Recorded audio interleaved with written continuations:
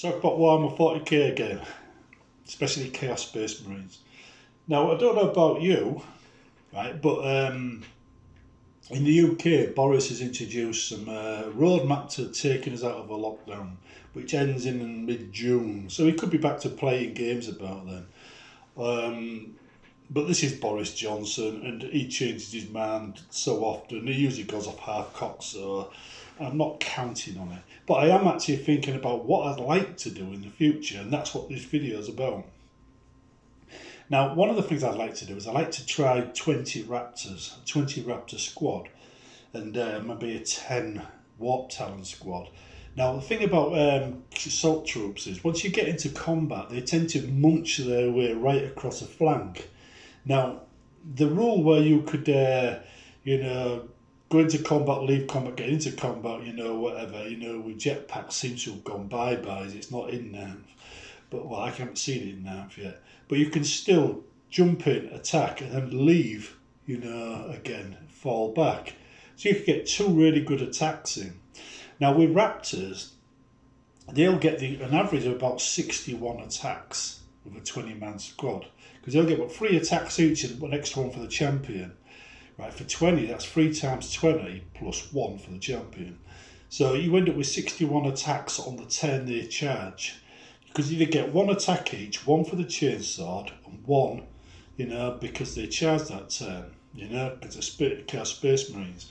And as a consequence, that's a lot of damage. But in my opinion, and I've seen this play out quite a lot, because it's like the Thunderstrike cannon, right, that Marines have. They do an awful lot of damage to toughness-free, units with, say, a 5+ save, but not so many damage to a Space Marine that's toughness 4 with a 3+ save. So this kind of thing should be reserved really against games where your target is weak. Toughness is a 3 and the save is quite bad.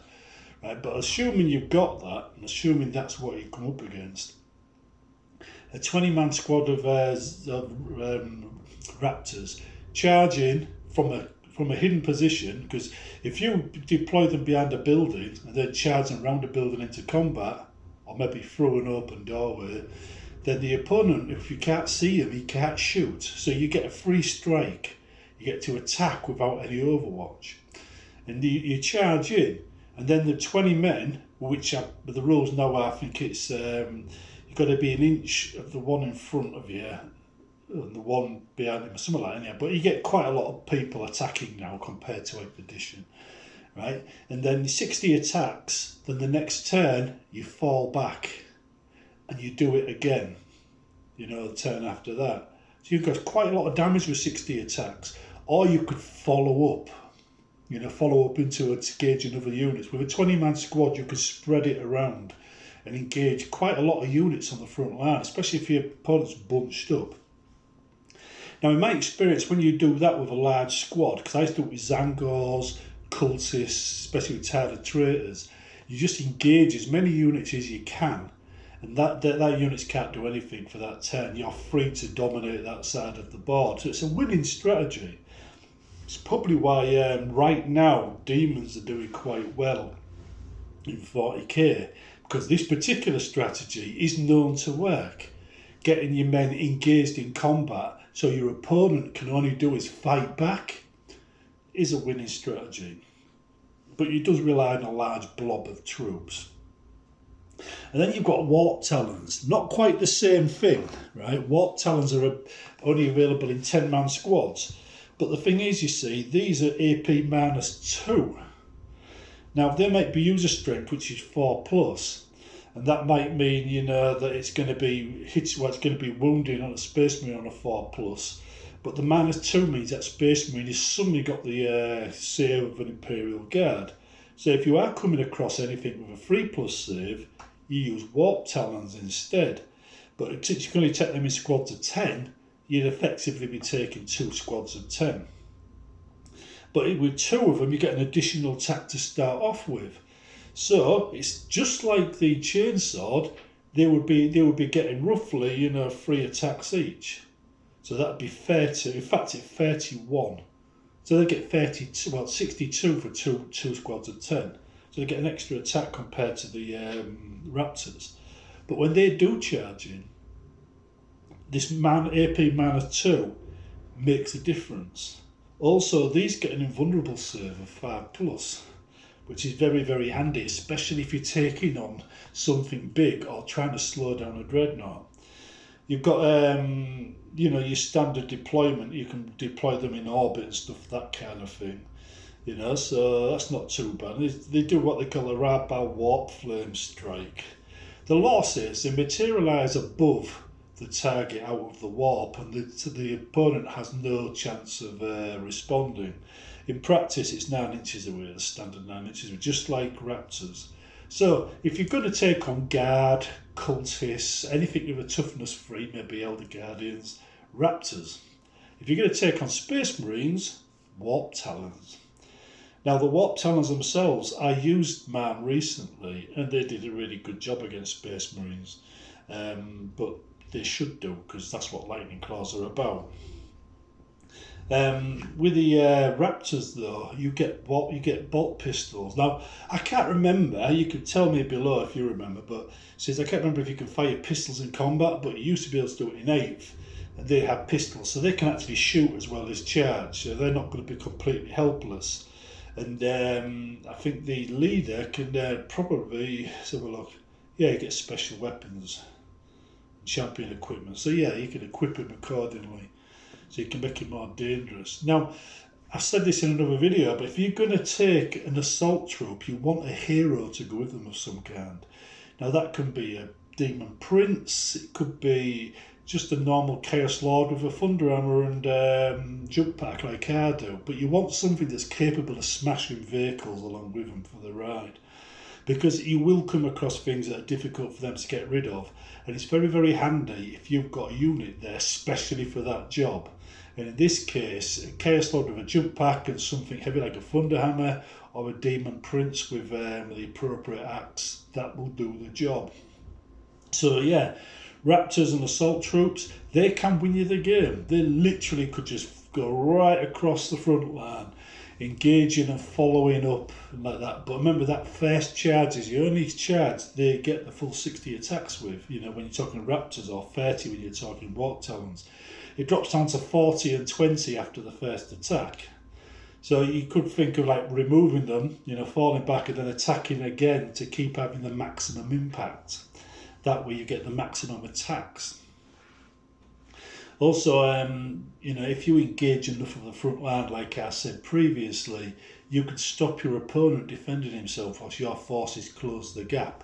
So these are expendable troops, but they can win you the game. I've seen assault troops win people games time and time again.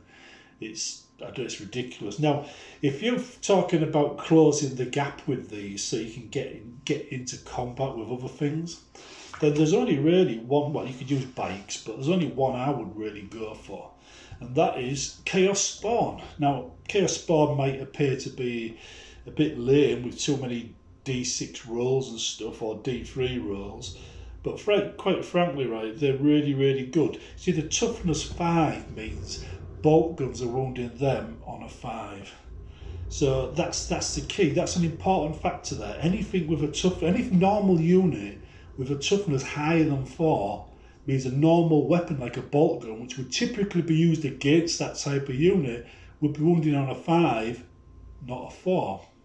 So as soon as you get away from toughness 4, but you have a unit that looks like it should be able to kill by a bolt gun or a laser gun or something like that, you get into the realms of Imperial Guard, but reversed, you know, instead of being that much easier to kill, or that much harder to kill. It's the same with Dragoons on the Admech side.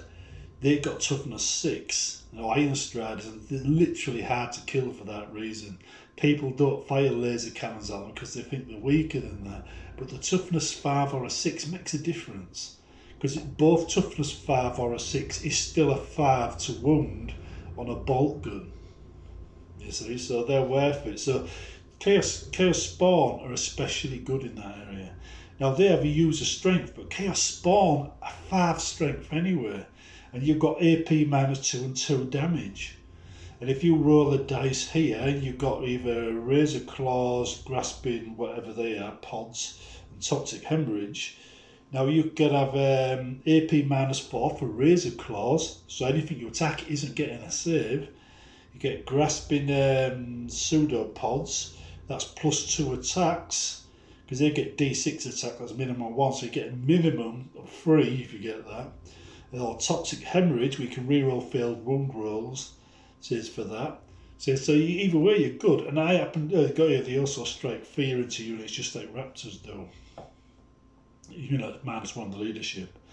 So you could actually put these alongside the Raptors, and you get -2. And you can now, they only do up to 1 minus, aren't they now? And or that just for shooting. Yeah, put it below if you know. But anyway, yeah, Chaos Spawn, they tend to be quite good. The 4 wounds means they're not so easy to get rid of, especially with the toughness 5 combination. So you can use them as a kind of heavy support for assault troops. They have been known to take out vehicles as well. With the right combination of rolls, because of the strength 5, they usually get fairly close, because it's going to be wounding on a 5, not a 6 most of the time. Something has to be at least toughness 10 before they start rolling on a 6. So yeah, they actually are quite good. I actually recommend them. I use bikes in a similar role. Bikes will charge in, engage things, shoot and engage usually, just to tie units up whilst the rest of my force close. But if you actually do want to try this strategy, then you might want to beam in obliterators, drop them in, shoot before your Raptors charge in. These all combinations expand outwards and get bigger and better and grander, depending on how effective you think your assault troops are going to be. The last thing you want to do though is have your assault troops crossing the ground between your deployment zone and the other guy's deployment zone, because they will get shot to pieces. It happens all the time. If you are going to do that, then you're best doing it with really, really cheap units. With Thousand Sons, they've got loads of units that they can use that can teleport across the board, but it's different for Chaos because they don't get Zangors, they just get cultists. So yeah, you could try vehicles, I suppose, as well, but you tend to lose the effect of that. Anyway, that's one of the things I wanted to try, because I think it'd be very effective. It's just a question of knowing if you're going to come in against units with a 4+ save or a 3+ save, and taking either Raptors or Warp Talons, depending on which one it is. See you in the next one.